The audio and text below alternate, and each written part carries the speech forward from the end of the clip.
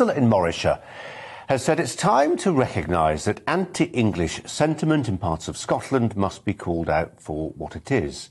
Anglophobia.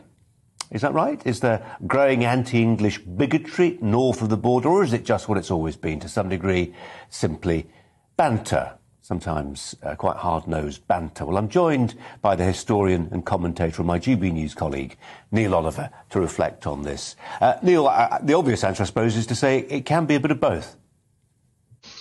Yes, I think that's right. When I was growing up, decades ago now, there was a lot of banter, I suppose you would say, especially around international sporting events, football and rugby in particular. Would also always bring that out. There would always be a bit of anti-Englishness going on in that context. But it was kind of like, it was 90-minute nationalism, I suppose.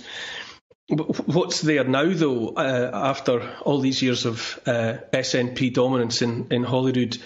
Yes, there is Anglophobia, without a doubt, but the SNP and their supporters are phobic, frankly, about anyone who doesn't support them or voices opposition to them and their policies. Their special loathing, I would say, stronger than any Anglophobia, is reserved for Scots like me who don't vote for them or for independence. For the SNP, it's all about support for them and for their call for independence.